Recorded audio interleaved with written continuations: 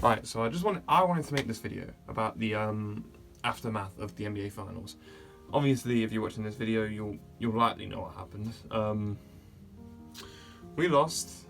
As you can see, I'm a Celtics fan.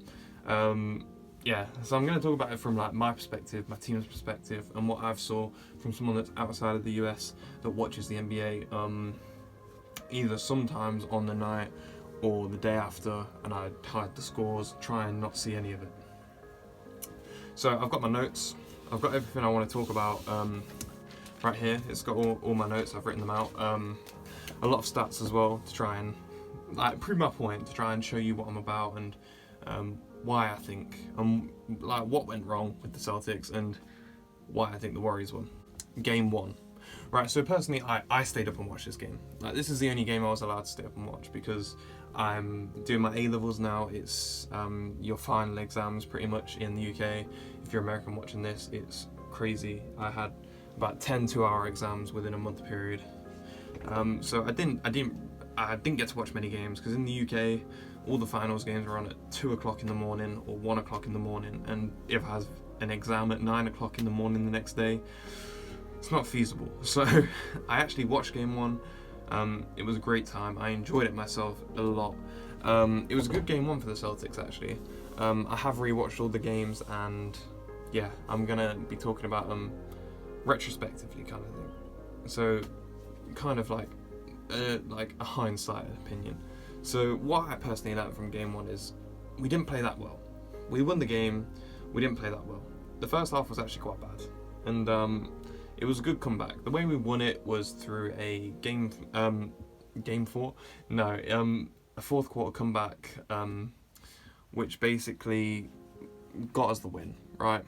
So in the fourth quarter, we outscored them 40-16. Now this did include some trash time at the end. It doesn't matter to me. We won the fourth quarter 40-16, which is great. However, if you look at how bad the Celtics were and the Warriors were, I don't think it was a good game, like good quality whatsoever. It was a great game for me, but for a neutral I can imagine it being very boring. The Warriors were bad, in my opinion, defensively. That was the main thing, that was the main takeaway I took from that game, especially after watching it again, was were the Warriors that good? Or were the Warriors that bad? Or were the Celtics good or were the Celtics bad? It was hard to say, but when I re-looked at it, I think the Warriors defense was bad. They didn't have enough support. It was basically Andrew Wiggins and Stephen Curry. Just they were doing everything essentially. Draymond had a bad game that game, although I don't think he had a bad game as many people said he did. He wasn't that bad. He just couldn't score the ball. Clay didn't really do that much. Looney was bad, to be honest. He wasn't very good at all. As this is what I mean. Only 2 players actually showed up for the Dubs, and that was Andrew Wiggins, who got 20, and Steph, who got 34. Now 34's mad, but this is Stephen Curry we're talking about. Stephen Curry is going to get 34 points, as we see throughout this series, nearly every single game except for game 5, I think it was, where the Celtics limited him. But that is the only game, and he still got 16 points in that game. Steph Curry aside, didn't have much help. The defense was quite poor. And this was Al Horford's game, in my opinion. He scored 26 points. JB got 24, and Derek White even got 21, which was great for me, to be honest. I love Derek White in that first game. And even JT, who struggled a lot scoring the ball. He made an adjustment pretty much to turn himself into a playmaker that game. He only got 12 points, however he did have 13 assists, which was great. I thought that was one of his best games in the whole series, was game 1, because of the assists and the way he realised, I'm not shooting the ball well tonight, so I'm going to stop shooting, I'm going to try and pass the ball as much as I can and get the assists, which he ended up doing, which was one of the main factors of why we won the game. And this is a trend, right? So overall, the Celtics shot 50.6% on field goals. Now, I don't know about you, but I don't know how you feel about how sustainable that really is. I don't think it's that sustainable at all. The Dubs got 44.3% on field goals, which is a bit more where you'd expect it to be. Like shooting 51.2% on 3-point shots is not sustainable in any way, and I think a lot of the Celtics fans would have told you this at the time. A lot of reporters were saying this at the time. 51.2% from 3-point line is insane, bearing in mind the best 3-point shooting team ever assembled, the Warriors, got 42.2% in that game. It was crazy how many, especially in the fourth quarter. They could not miss in the fourth quarter. Jaylen Brown couldn't miss, Derek White couldn't miss, Al Horford couldn't miss. It was a bloodbath, honestly. But it's unsustainable, and it was unsustainable, as we saw later on throughout the series. And the first game was always going to be up for grabs, realistically, in my opinion. We were just coming off a great win against Miami, which I personally didn't even think we were going to win. And we'd had a hard run, and I think the adrenaline that was pushing us through all these games was carried over a bit, whereas the Warriors had a easier kind of draw. They might have been a bit not as ready for it as we were. We were coming straight off a game. They had a bit of a rest, which may have not been good for them. But in my opinion, Al Horford was the MVP for this game. Al Horford played amazing, 26 points. But again, I do like to say the third quarter in this game, we still got outplayed. Wasn't great, and I just want everyone to know the third quarters were one of the main reasons why the Celtics lost a few of these games and nearly lost this one as well. Game 2 was a bad game for the Celtics. However, the game was extremely even for most of the game. It was that third quarter again where the Warriors outscored the Celtics by 35-14. It was that third quarter that basically did it for us, essentially. I would also like to say the points in the paint were not spoken about enough in this series, or in this game especially. The Warriors got 40 to the Celtics 24 points in the paint, which I think is significant in my opinion. Along with the turnovers, which were 18-12 to the C's, so we had 18 turnovers, they only had 12. It made it so it was almost impossible to win, and even though they were both teams were shooting 40.5% from 3, they still easily won that game, where it wasn't even really a discussion. Jason Tatum had 28 points, which was a better contribution than in game 1. However, JB only got 17 points. Derek White fell from 21 points to 12 points. These are things which were kind of expected. We don't expect Derek White to score 21 points coming off the bench, doing his floaters and shooting threes, jab step threes. It's not sustainable, especially for someone with that unsustainable 3-point shot as well. He's got one of the most unsustainable 3-point shots in the whole of the NBA. Sometimes he can score however many he wants, and then other games he'll just miss continuously. And that's kind of how it was, in my opinion. And in my opinion, it was the Warriors' overall team contribution which made the major difference to why the Warriors won this game in the overall sense. So you had Steph getting 29 points, you had Poole getting 17 points, you had Looney and Clay having better contributions overall, and it came down to a horrible third quarter, which was due to inexperience in my opinion. The Warriors have this knack of coming out in the third quarter after halftime and just knowing what they need to do and demolishing teams, which is something the Celtics have no real experience of.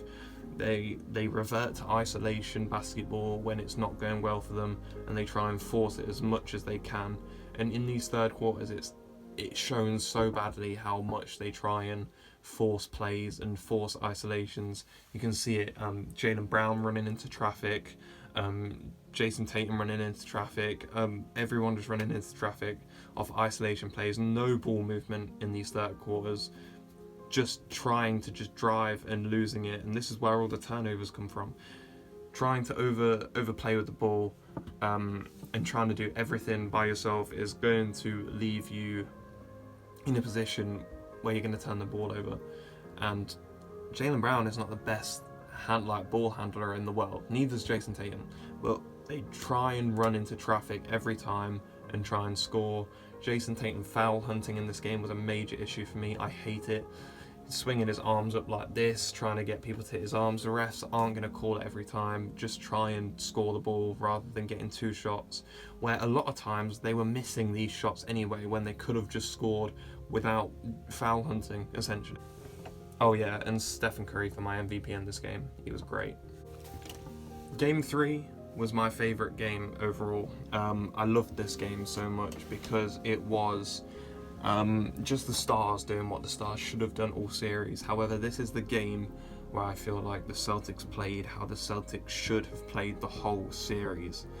JB getting 27, JT getting 26 with 9 assists. That's the best. That's basically the best of both worlds with Game 1 and Game 2. He's scoring the ball and he's assisting. This is what you want. Marcus Smart got 24 points. And even though the Celtics had a good overall game, the third quarter again was an issue. It's always an issue in this series. You look at it, that's the constant that you see. It's turnovers, points in the paint, and these third quarters are what a make and break are. How bad are these third quarters? How well do the Celtics recover, essentially? That is what I boiled it down to nearly every game. I feel like I'm repeating myself. Who won points in the paint? Who won the turnover battle? Who won the third quarter? How badly was the third quarter lost? How easy is that to recover? These are all questions which the Celtics were so predictable at. You could, like, the odds were so bad when the Celtics turned the ball over so many times. It's unbelievable. The Celtics did have a very good first and fourth quarter though. Overall a great performance where the Warriors only had Steph, who shot 31, Clay, who got 25, and Wiggins, who got 18, and just really struggled on rebounds as well. They just really struggled on rebounds as well, like awful on rebounds as well. The Warriors had 6 offensive rebounds to the Celtics 15 offensive rebounds. And even in total, the Celtics had 47 rebounds to the Warriors 31.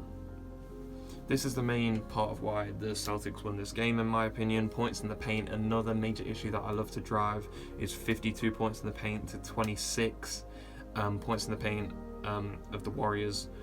It's just these are the things that matter. Being aggressive when it's necessary is what won them the game. And Jaylen Brown was my MVP for this game. In my opinion, he played amazingly. Aggressive, but not too aggressive, trying to isolate Draymond Green and taking it to him nearly every time. And I loved how they played with passion, and it was appropriate that it was at the Garden, because that is what the Celtics fans deserve. They deserve a performance like this, not the performances that the Celtics gave them in the next 3 games, which I don't want to talk about, if I were to be honest. Painful last 3 games. The series was so good for the first 3 games, fair, even, and then it just went downhill.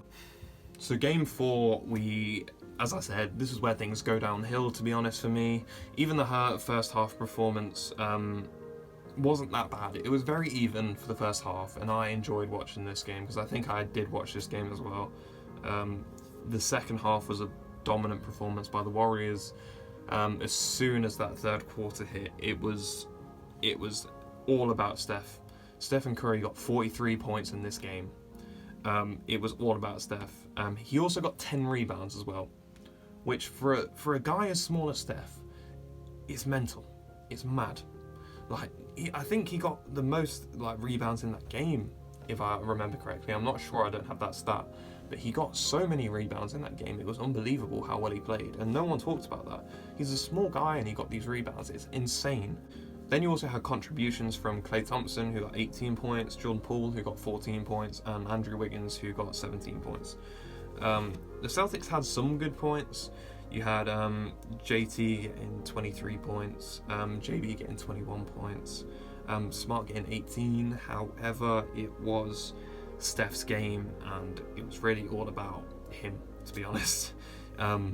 He was unstoppable, scoring everything. Some of the plays this guy made in this game, shots that no human should be able to make consistently. However, he got 43 points, and this is where Game 4 and Game 5, they start to merge for me. So I'm going to talk about Game 5 now as well in the same sentiment, because Game 5 was a reaction. It was a complete reaction to Game 4. The Celtics said, you're not scoring 43 against us again, especially in the NBA Finals, we're going to lock you down. And that's what they did, in fairness. Steph Curry ended up only getting, I think it was 16 points, which is still not that bad, but this opened the floodgates for a domination from the other Warriors players on the team. This included Andrew Wiggins, who got 26 points, and 21 points for Clay. It was literally open season for every other Warrior who wanted to shoot a three-pointer. Who everyone was open because the focus was on Stephen Curry so much. And this is why I wanted to talk about these two games together, because these two games are what lost the Celtics the series, in my opinion. These two games, Game 4 and Game 5, were awful, and this is what ruined it for me, is they didn't treat it like a new game. They treated it like it was the same game, and they made adjustments to try and stop Steph so they didn't embarrass you. Steph Curry is one of the greatest players of all time. Top 10, undoubtedly. You need to know that you can't stop him. You can limit him, like you limited Giannis against the Bucks. You cannot stop him. And the drop coverage was bad. You didn't need to double team him and focus every single thing on him, because that's what happened. And that's what ruined Game 5 for me. It was ruined by the fact that Stephen Curry said, fine, I'm not going to score. However, I'm just going to set up every single other person on the Warriors to beat you. And that was the disappointing part. And in my opinion, the game was lost in the first quarter. It was bad in the first quarter. Like, I could tell watching this game, we're not winning it. It's the same thing. The Celtics are scared. They're trying to respond to last game, and they're not playing their game. They're trying to play to what the Warriors are doing. And sometimes that's good. In this case, it did not work whatsoever. The adjustment to target Stephen Curry when you've got one of the most elite three-point shooting teams of all time didn't make sense to me in any way, and as soon as I saw that first quarter, it was over to me. Points in the paint, again, were a major factor. The Warriors outscored the Celtics 50 to 36 points in the paint, and the Warriors also got 9 steals as well, contributing to the turnover factor that the Celtics love to do, especially in this series as well. It wasn't a major factor for me in the playoffs. I thought they did really well, and they had a lot of heart and played amazingly. Just this game, this series, turnovers, steals, it was not a good time. Game 6, the win. To me, this kind of felt like an inevitability, mainly because it felt like a victory parade already. The Celtics basically ran out of steam quite early in this series. Around Game 4, Game 5, it was done. In my opinion, the chance for me was not great. JB tried his best. Al Horford tried his best. JB got 34 points. Al Horford having an impact. He got 14 rebounds and 19 points. It was just disappointing, frankly, to be honest. I as a Celtics fan, I've seen the Celtics win one time in 2008. It's disappointing the fact that we couldn't put up a better fight, especially in the TD Garden. It would have been nice for the fans to see some fight from Jason Tatum. The bench needed to contribute. The last time that the bench made a major contribution was in the third game. That was the last time. After Game 3, the bench had no impact whatsoever. No impact off the bench, no Derek White impact, no Peyton Pritchard impact, no Grant Williams impact, no impact whatsoever.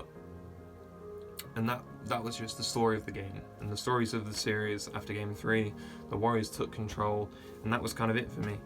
Steph ran the show, amazing performance. Wiggins helped him with 18. Green having a great game in this with 12 points and 12 rebounds, which I thought he played amazingly in this game. I was quite annoyed in this game, I'm not going to lie. I really didn't want to watch it, but in my opinion, Steph got this MVP for this game anyway. Now, overall, I just wanted to talk about the whole game as a whole and try and explain my point of view of what a Celtics fan thinks of this from the UK. Overall, I think we did amazing, and I'm really proud of the guys. I didn't expect to even beat Milwaukee, to be honest. I expected us to go far in against Milwaukee, but not even win. I didn't expect the win against Milwaukee, and then I even thought we might lose against the Heat. We played amazing, and I'm really proud of them. Like all of them, all of the bench players. I'm proud of Grant. I'm proud of JT. I'm proud of JB. I love Al. Al is one of the best guys ever. He deserved to get to the finals, and I'm really sorry he lost it for him. I'm really proud of Rob for playing through his injury. I'm proud of the whole team. I'm proud of Ime, who did an amazing first job. It was amazing. I think the route that it took them to the finals it just gassed them, to be honest. They looked so tired and so demoralised towards the end. The Warriors were too much. The Warriors had a way easier route, in my opinion only, and it made it so the game the energy shifted, funnily enough, towards the Warriors. So yeah, I just want to say fair play to the Dubs. They played great. I respect them. I respect Steph. I love Steph so much. He's one of the greatest players of all time, and some of the shots he makes, unhuman. They're not human to me. He's one of the greatest players of all time.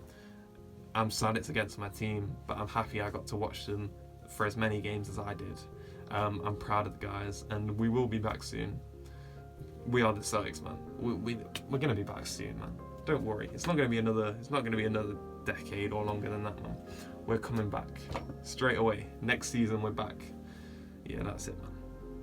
And I would just like to say a big thank you to you if you have watched this video. I do really appreciate you.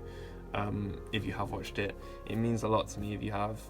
I researched a lot of this, watched the games back and everything. Tried to make as many notes as I could to make it as detailed as possible and as interesting as possible. Hopefully I've done all right. I'm new to this, so I'm trying my best. If you could like and subscribe to the channel, that'd be great. I try and upload a lot of content as I can. I also have a football/soccer YouTube channel as well, if you want to go and watch that. It's great. I also try my best on there. So yeah, I just want to say thank you for watching.